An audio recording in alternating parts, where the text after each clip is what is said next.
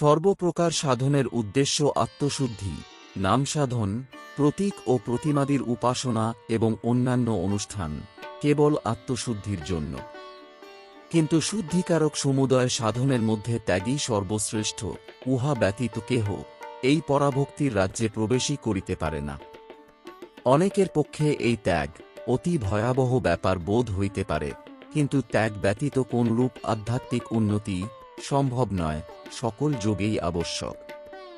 এই ত্যাগই ধর্মের সোপান, সমুদয় সাধনের অন্তরঙ্গ সাধন। সংক্ষেপে বলিতে গেলে ত্যাগই প্রকৃত ধর্ম। যখন মানবাত্মা সংসারের সমুদয় বস্তু দূরে ফেলিয়া গভীর তত্ত্বসমূহ অনুসন্ধান করে, যখন চৈতন্য স্বরূপ মানব বুঝিতে পারে দেহরূপ জোরে বদ্ধ হইয়া জড় হইয়া যাইতেছি এবং ক্রমশ বিনাশের পথে অগ্রসর হইতেছি, তখন সে জড়পদার্থ হইতে নিজের দৃষ্টি সরাইয়া লয়, তখনই ত্যাগ আরম্ভ হয়, তখনই প্রকৃত আধ্যাত্মিক উন্নতি আরম্ভ হয়। কর্মযোগী সমুদয় কর্মফল ত্যাগ করেন, তিনি যে সকল কর্ম করেন তাহার ফলে তিনি আসক্ত হন না। তিনি ঐহিক বা পারত্রিক কোনো লাভের জন্য আগ্রহান্বিত হন না। রাজযোগীর মতে সমুদয় প্রকৃতির লক্ষ্য পুরুষ বা আত্মাকে বিচিত্র সুখ দুঃখ ভোগ করানো। ইহার ফলে আত্মা বুঝিতে পারেন প্রকৃতি হইতে তিনি নিত্য স্বতন্ত্র বা পৃথক। মানবাত্মাকে জানিতে হইবে তিনি চিরকাল চৈতন্য স্বরূপী ছিলেন, আর জড়ের সহিত তাহার সংযোগ কেবল সাময়িক ক্ষণিকমাত্র। রাজযোগী প্রকৃতির সমুদয় সুখ দুঃখ ভোগ করিয়া অভিজ্ঞতার ভিতর দিয়া বৈরাগ্যের শিক্ষা লাভ করেন। জ্ঞানযোগীর বৈরাগ্য সর্বাপেক্ষা কঠোর, কারণ তাহাকে প্রথম হইতেই এই বাস্তবরূপে দৃশ্যমান প্রকৃতিকে মিথ্যা মায়া বলিয়া জানিতে হয়। তাহাকে বুঝিতে হয় প্রকৃতিতে যত কিছু শক্তির প্রকাশ দেখিতেছি সবই আত্মার শক্তি, প্রকৃতির নয়।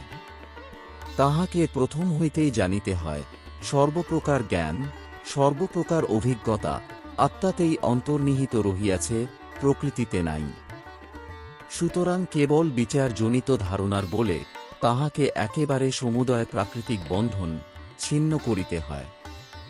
প্রকৃতি ও প্রাকৃতিক সমুদয় পদার্থ ইন্দ্রজালের ন্যায় তাহার সম্মুখ হইতে অন্তর্হিত হয়, তিনি সমহিমায় বিরাজ করিতে চেষ্টা করেন। সকল প্রকার বৈরাগ্য অপেক্ষা ভক্তিযোগীর বৈরাগ্য খুব স্বাভাবিক। ইহাতে কোনো কঠোরতা নাই, জোর করিয়া কিছু ছাড়িতে হয় না। ভক্তের ত্যাগ অতি সহজ, চারিদিকের দৃশ্যের মতোই অতি স্বাভাবিক। এই ত্যাগেরই প্রকাশ আমরা আমাদের চতুর্দিকে প্রতিদিন দেখিতে পাই, যদিও অল্প বিস্তর বিকৃত রূপে। কোনো পুরুষ কোনো নারীকে ভালোবাসিতে শুরু করিল, কিছুদিন বাদে সে আর একজনকে ভালোবাসিল, প্রথমটিকে ছাড়িয়া দিল।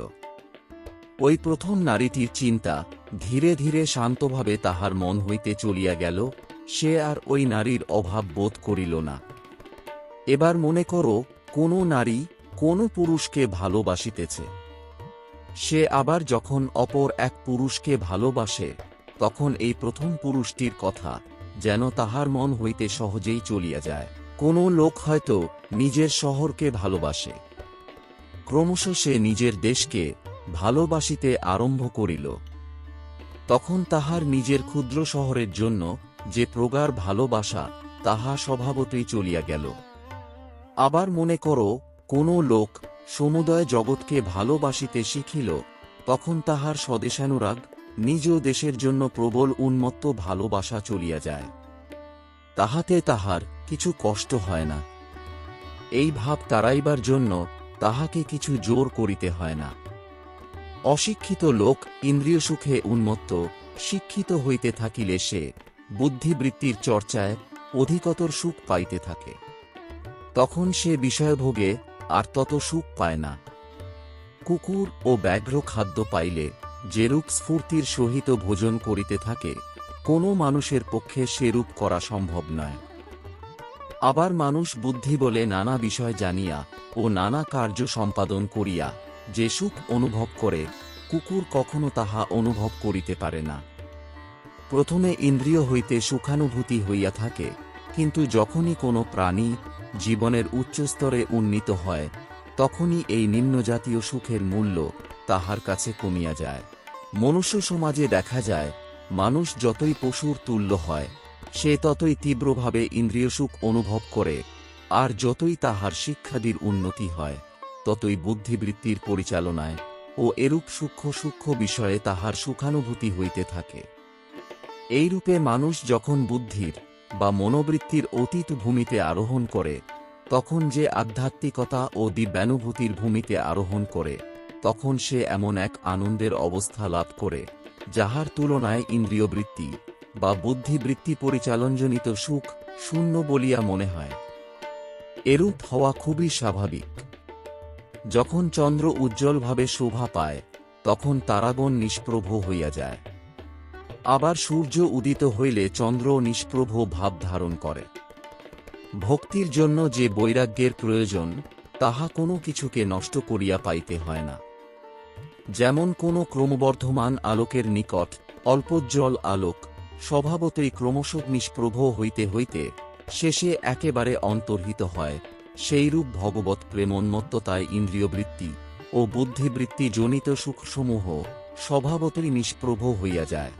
এই ঈশ্বর প্রেম ক্রমশ বর্ধিত হইয়া এমন এক ভাব ধারণ করে, যাহাকে পরাভক্তি বলে।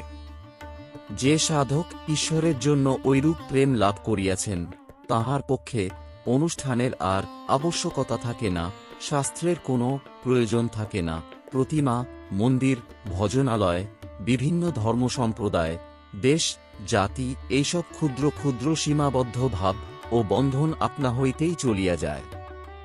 কিছুই আর তাহাকে বাঁধিতে পারে না, কিছুই তাহার স্বাধীনতা নষ্ট করিতে পারে না। জাহাজ হঠাৎ চুম্বকপ্রস্তরের পাহাড়ের নিকট আসিলে পেরেকগুলি আকৃষ্ট হইয়া পড়িয়া যায়, আর তক্তাগুলি জলের উপর ভাসিতে থাকে। ভগবৎকৃপা এইরূপে আত্মার বন্ধন অর্থাৎ তাহার স্বরূপ প্রকাশের বিঘ্নসমূহ অপসারিত করিয়া দেয়, তখন উহা মুক্ত হইয়া যায়। সুতরাং ভক্তিলাভের উপায়স্বরূপ এই বৈরাগ্য সাধনে কোনো কঠোরতা নাই, কোনো কর্কশ বা শুষ্ক ভাব নাই, কোনরূপ সংগ্রাম নাই।